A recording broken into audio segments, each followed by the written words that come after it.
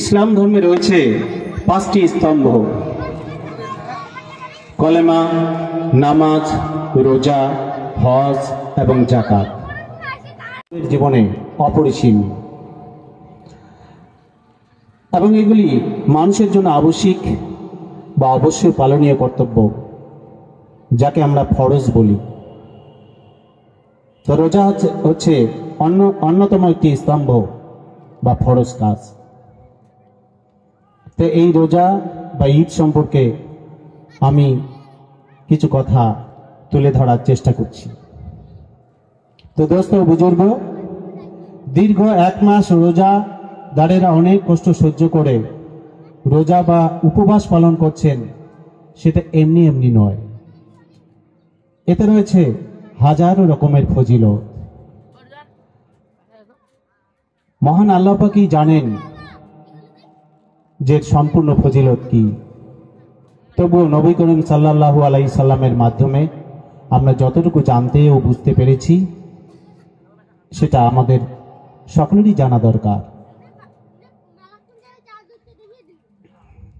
তো বন্ধুগণ, রোজা শুধু নিছকে একটি উপবাসই নয়, এর মাধ্যমে মানুষের আধ্যাত্মিক, শারীরিক, মানসিক, সামাজিক ইত্যাদি নানা রকমের গঠনমূলক দিক রয়েছে, যা যুক্তিবাদের উপর সম্পূর্ণরূপে প্রতিষ্ঠিত, যার মাধ্যমে একটি মানুষ তার জীবনকে সুন্দর এবং সঠিক ও নিখুঁতভাবে গড়ে তুলতে পারে। তো প্রথমেই বলতে হয়, মহান আল্লাহ পাকের নৈকট্য লাভের প্রথম যে সোপান, তা হল তাকওয়া অর্জন, যা আমরা রোজার মাধ্যমে পেতে পারি। মহান আল্লাহ পাক সূরা বাকারা 28 নং আয়াতে বলেন, তোমরা রোজার মাধ্যমে তাকওয়া অর্জন করতে পারো এবং তাকওয়াই হলো জান্নাতে যাওয়ার পথ। এখন প্রশ্ন, তাকওয়া কি?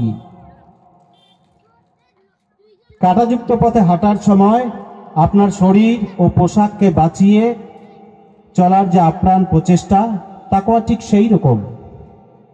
অর্থাৎ নানা প্রকার বাধা ডিঙিয়ে, যেমন মিথ্যে বলা, নেশা করা বা মদ পান করা, কটু কথা বলা, রাগান্বিত হওয়া, অজ্ঞতা, দান বিমুখতা, অশ্লীল গান শোনা, অশ্লীল কিছু দেখা, অশ্লীল কথা বলা ইত্যাদি হলো চলার পথের বাধা।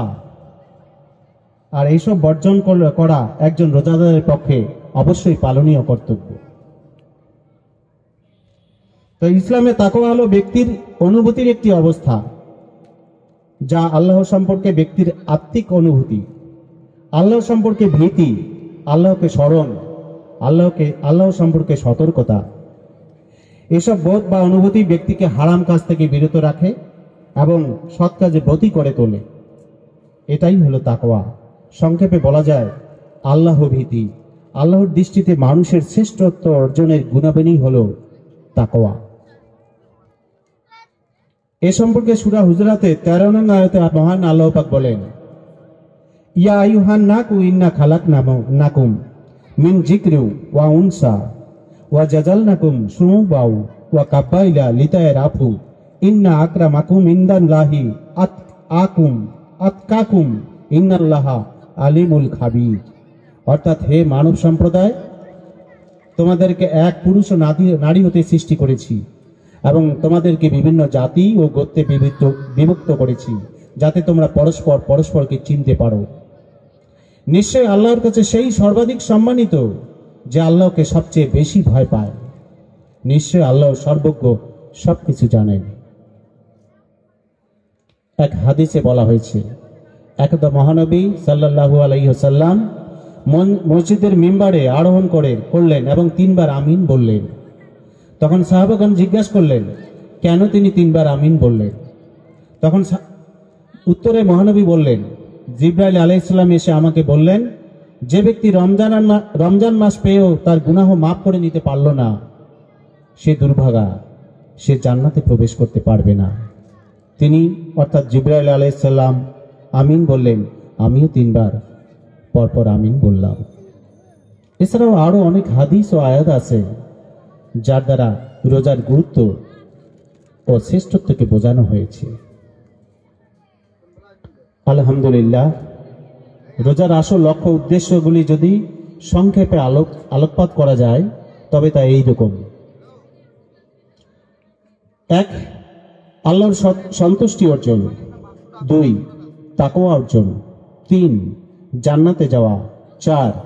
পাপ থেকে বিরত থাকা, আল্লাহর সঙ্গে গভীর সম্পর্ক স্থাপন, গুনাহ থেকে অব্যাহতি অর্থাৎ ক্ষমা লাভ করা, শিক্ষা অর্জন অর্থাৎ সংযমী, বিনয়ী, নম্র, অনুশোচনাকারী হওয়া, আল্লাহর বিধিনিষেধ সম্পর্কে অবহিত হওয়া, আধ্যাত্মিক শক্তি বৃদ্ধি করা, সৎ কাজ করা, সততা অর্জন করা, আকাঙ্ক্ষা, লোভ লালসা কমানো, সঠিক জীবনের প্রশিক্ষণ, রোজাকে ঢাল হিসেবে রাখা, বাজে অশ্লীলতা থেকে বিরত থাকা, ইত্যাদি ইত্যাদি।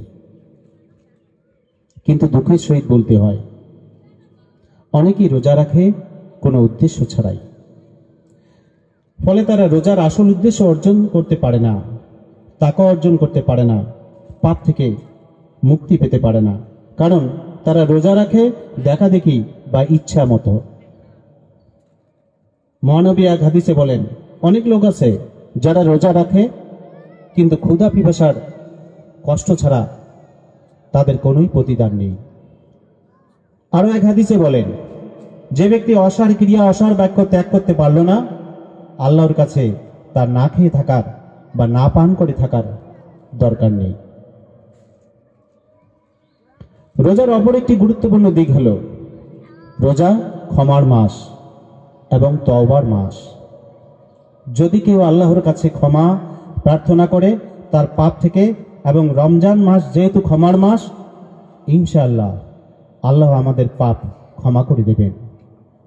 কিন্তু মুসনাদে আহমদের এক হাদিসে বলা হয়েছে দুটি বিষয় তওবার জন্য প্রয়োজন। প্রথমটি হলো কৃত অন্যায় কর্ম পরিত্যাগ করা, এবং দ্বিতীয়টি হলো ভবিষ্যতে সেই কর্ম থেকে বিরত থাকার অঙ্গীকার করা এবং আল্লাহর কাছে আন্তরিকভাবে ক্ষমা চাওয়া। এ প্রসঙ্গে বলা যায়, মনে করুন কোনো লোক মদ খায়, মদ খাওয়া হারাম, সে মনে করলো রমজান মাস মদ খাবো না, আল্লাহর কাছে ক্ষমা চাইব, আল্লাহ ক্ষমা করে দেবেন। কিন্তু না,